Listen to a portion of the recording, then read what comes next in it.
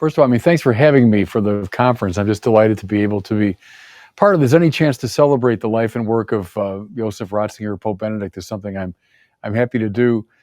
I met him once in a very fleeting way, so I can't claim any great personal connection to him. But just from his books and teaching his writings, watching him as Pope, um, he was such a model to me of the Christian life. I admired him obviously as an intellectual, but just to watch him in action, his gentleness, his simplicity, a simplicity born of a very profound perception of the deepest things in life. To me, that was so evident in not only what he said, but his manner of speaking.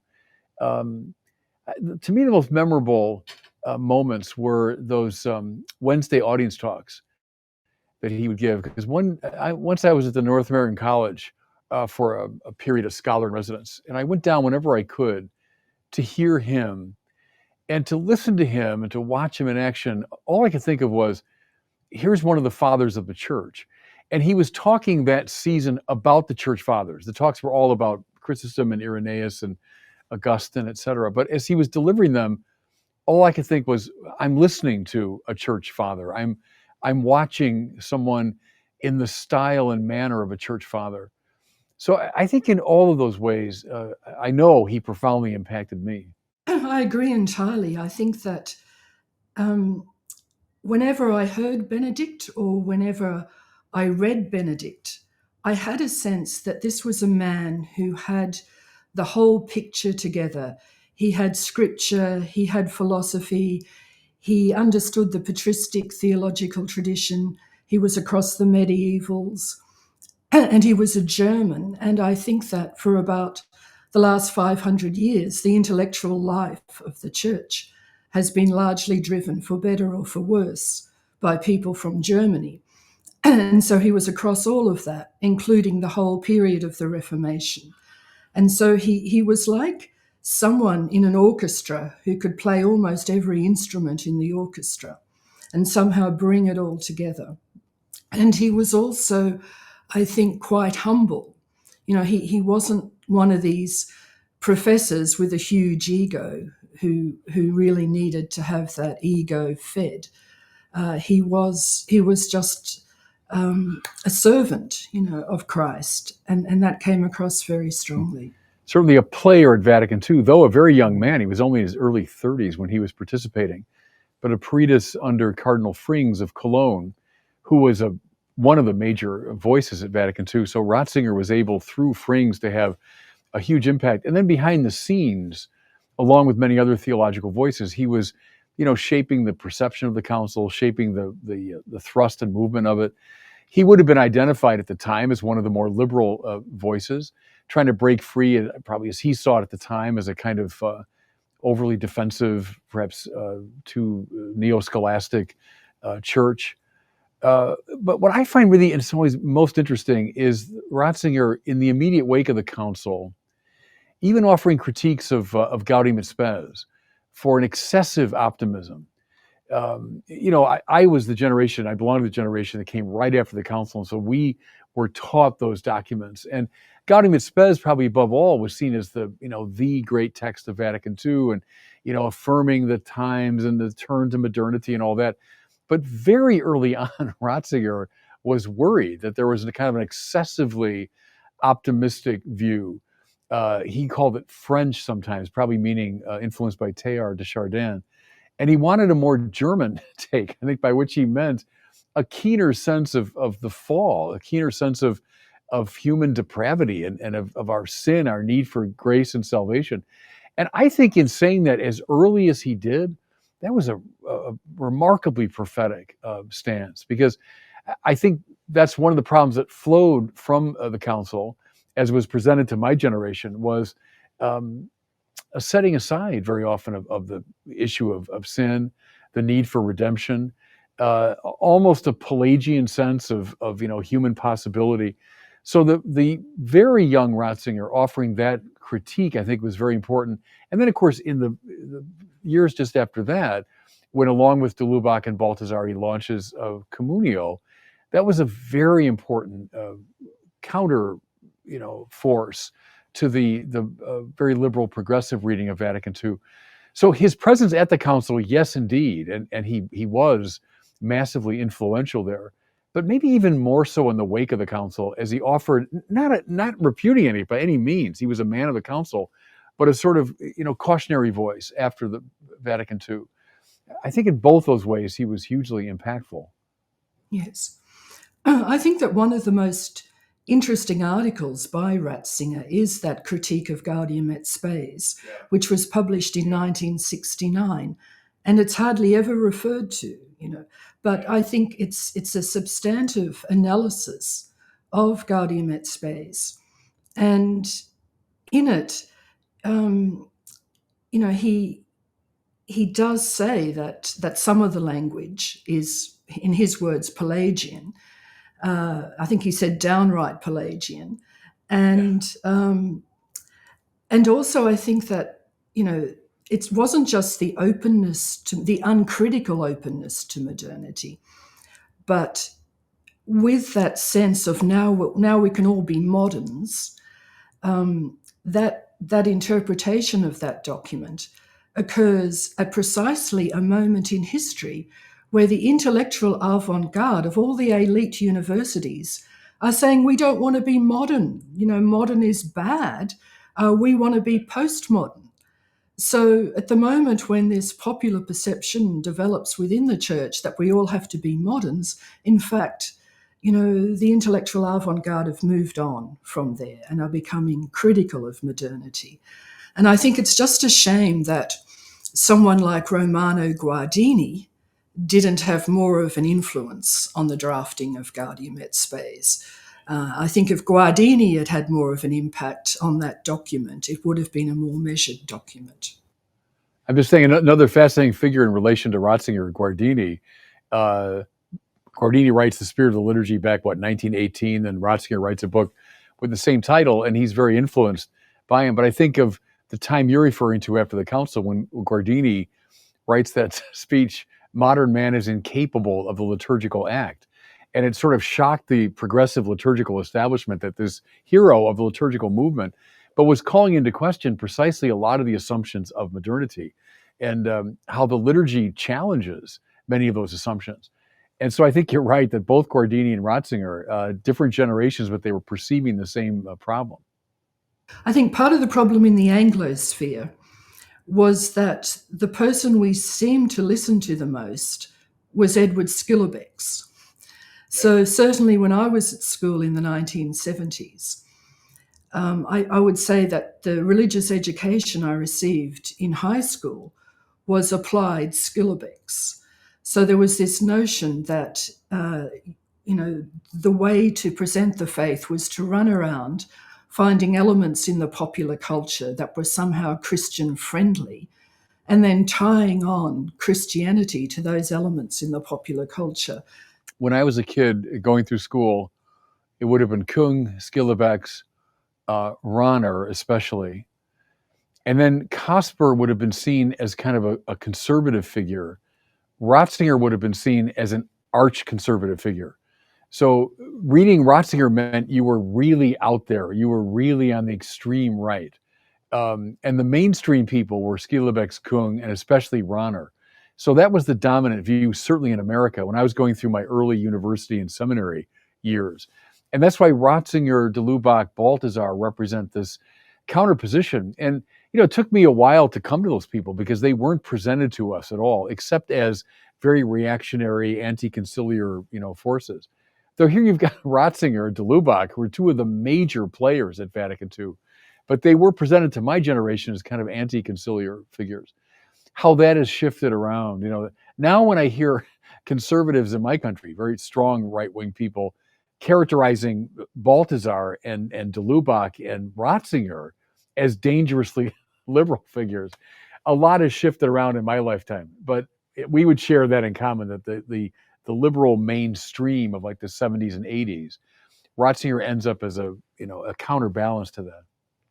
I think that's the position throughout the whole of the Anglosphere, that, that in the 70s we have this dominant influence of the concilium school, let us say. And then today we have this problem of so-called rad trads saying that, de Lubac was a dangerous liberal or Balthazar was a dangerous liberal. Or what really annoys me is when they put up these photographs on their websites of a young Joseph Ratzinger wearing a suit and no Roman collar. And like, this is proof that he was a dangerous liberal, Whereas the tradition in Germany at the German universities was that if you were a Catholic priest and a professor, you wore a suit, It was just the custom.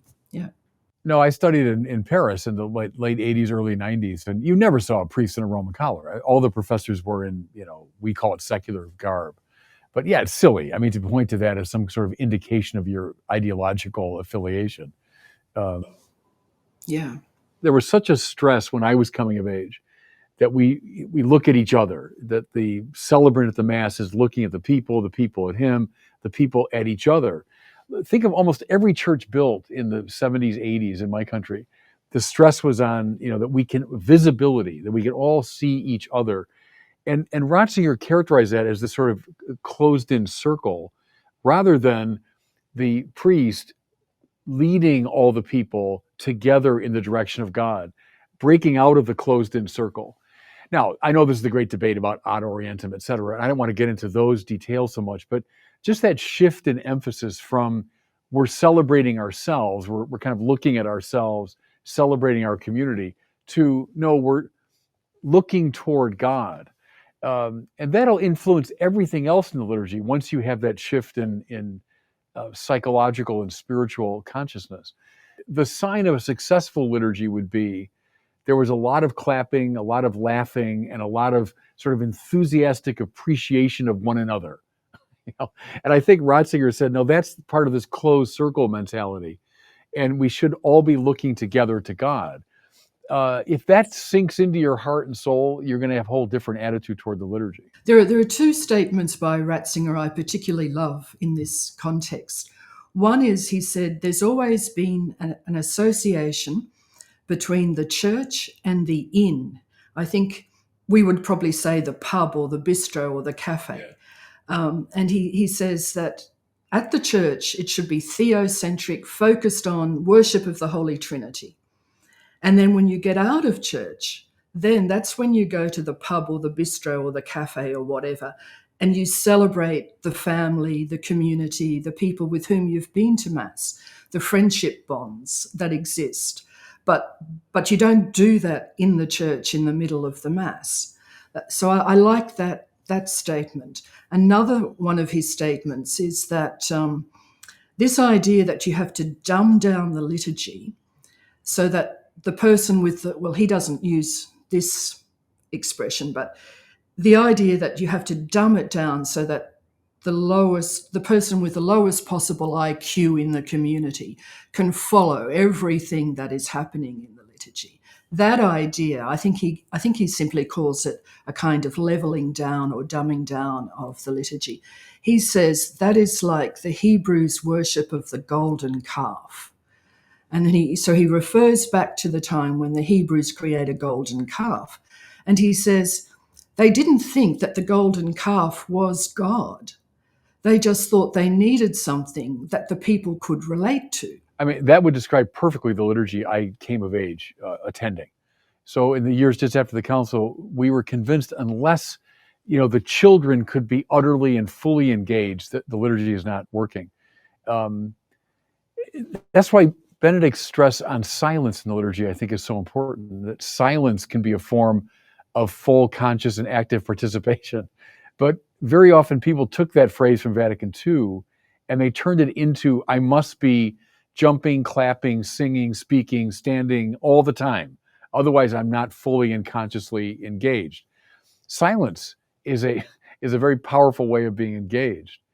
Something else I'd say, too, I got from Ratzinger very much is the cosmic dimension of the liturgy.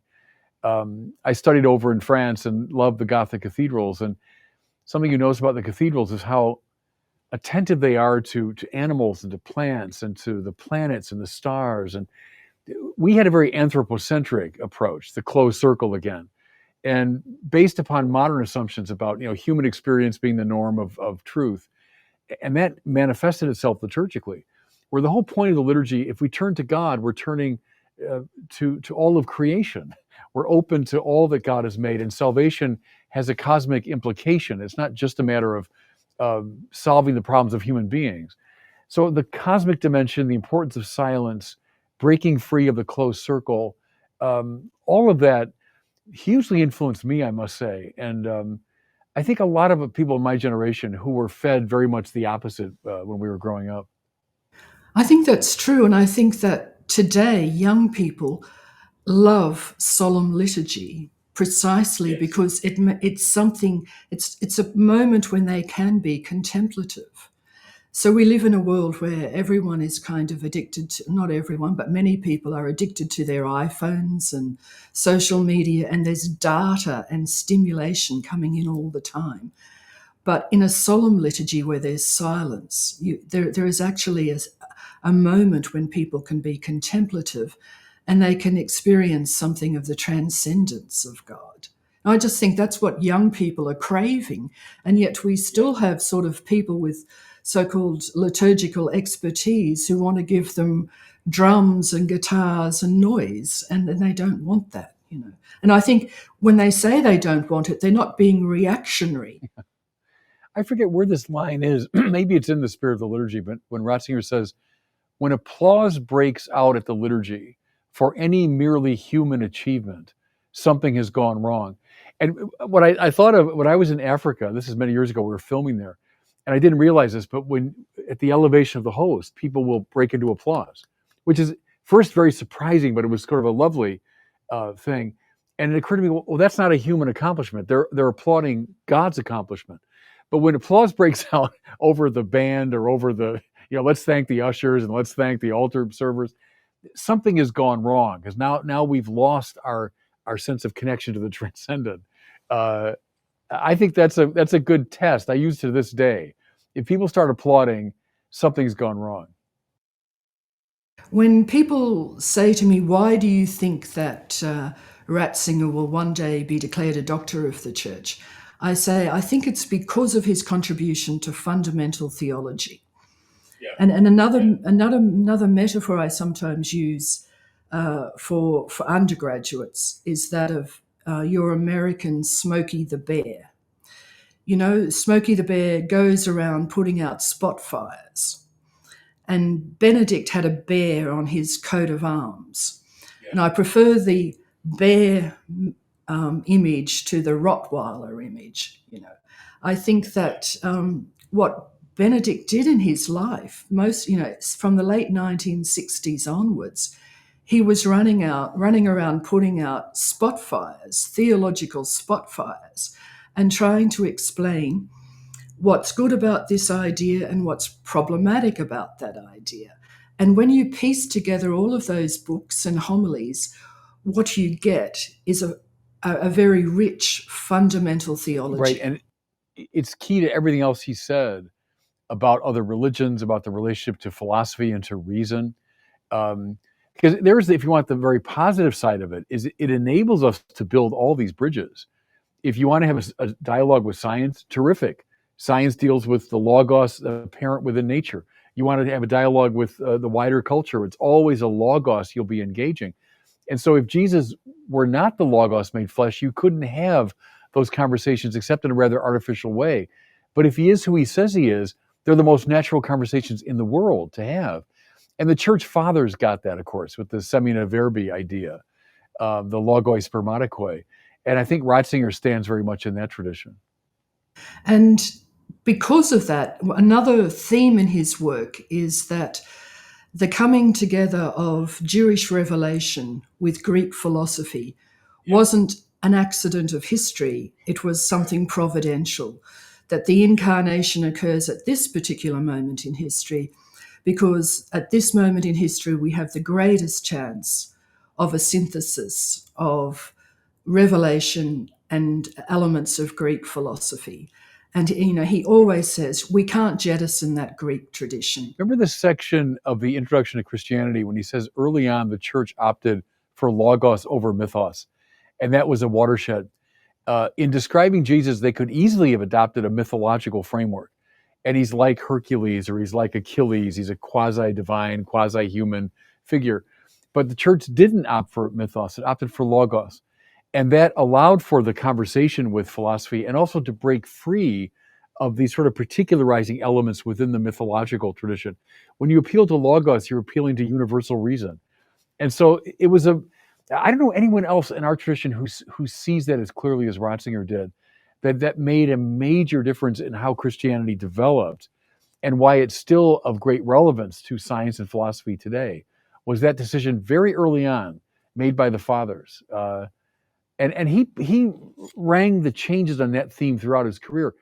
I think those Jesus of Nazareth books of his pontificate, in terms of his contribution to evangelization, I think they have made a major contribution, because so many people have said to me that when they read those books, it strengthens their faith. If before they read them they were sort of weak and not really knowing whether what they believed was really true, reading the Jesus of Nazareth books really confirmed them in their faith. And I always tell my undergraduate students, maybe if you want to get into Ratzinger, start with the Jesus of Nazareth books. So truth isolated from beauty and goodness becomes a sort of arid rationalism. A goodness isolated from truth and beauty becomes a fussy moralism. Beauty isolated from the other two can become a superficial aestheticism. Each one leads to the other. Think of that little phrase that John Paul used for the title of his encyclical, Splendor Veritatis, the splendor or beauty of the truth. And you can play that with all the other transcendentals, the goodness of beauty, the beauty of goodness, the truth of beauty, etc. It's the coming together of the three, and Ratzinger exemplifies that. I've often said in my evangelical work, to lead with the beautiful, I take a Balthasarian approach, because in our postmodern time, the true and the good are both highly problematic for people. Here's what you should believe, here's how you should behave, and people react. But if you just show the beautiful, let me just show you something, it's less threatening. And so the beautiful might be, I think Balthasar intuited that by reversing the Kantian triplet and putting beauty first. I think he intuited that. But they're mutually implicative, and we need all three.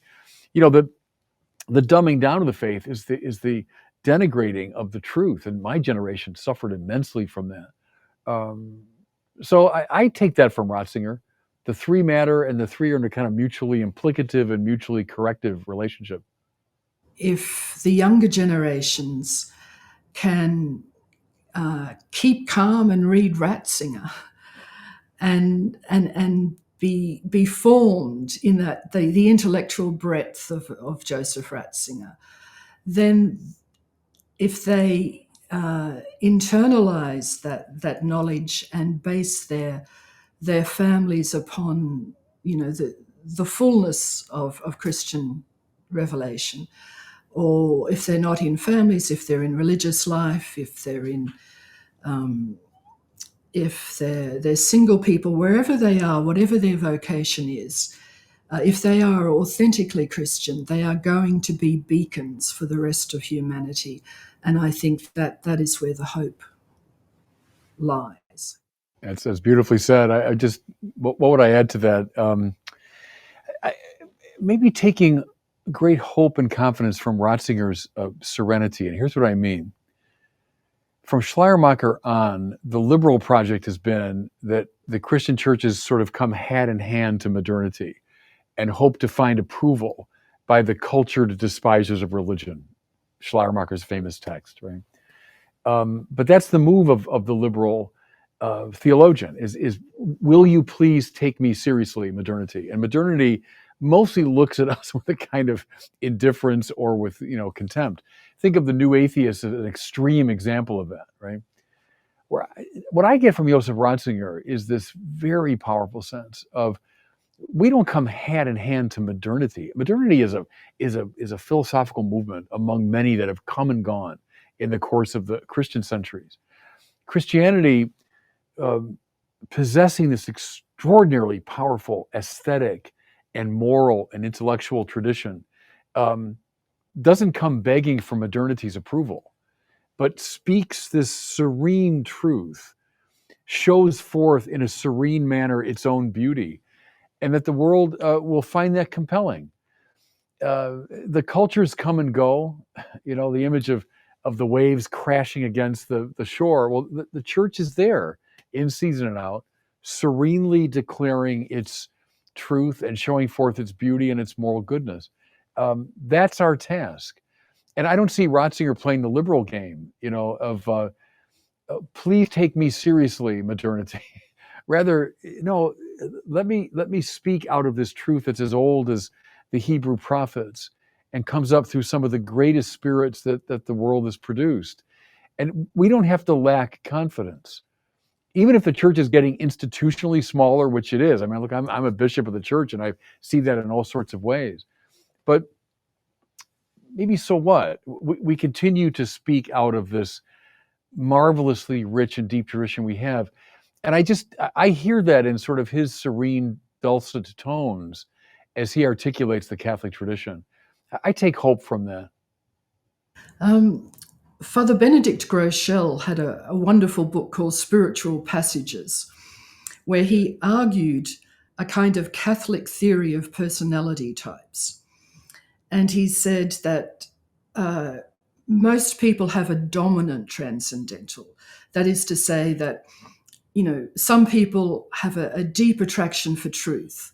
You know, like the Dominicans, for example, their motto is veritas, and so truth is really, really important for some people. For some people, goodness is really, really important. Like the Franciscan tradition really emphasizes goodness, and then Saint Augustine really emphasized beauty. And so Father Benedict Groeschel said that in spiritual direction, it often helps to work out what a person's dominant or primary transcendental is. Begin with that, but then lead them to the other two, because the objective is to have people who really, you know, are in love with truth, try to be good, and can appreciate the splendor of creation and can foster beautiful liturgy and beautiful Christian art. And, you know, what we want is, as you said, all three operating together. And in Ratzinger, I think we did have all three operating together. But I do think that beauty was his primary transcendental, which might explain in part the affinity with Balthasar. And maybe I'd end with, I mentioned him earlier in a more critical way, but Paul Tillich had a line that I've always loved, and it's in line with what we've been talking about. He said, the Christian theologian should meet the culture mit klingendem Spiel in his German, which means something like with fife and drum. We don't go out hat in hand. We go out with fife and drum to meet the culture because we're coming out of this richly articulated tradition. I think Ratzinger, I mean, he wasn't a fife and drum kind of guy. He was more quietly playing Mozart sort of guy. But I think in his work, he did meet the culture mit klingendem Spiel. And we should have that same attitude.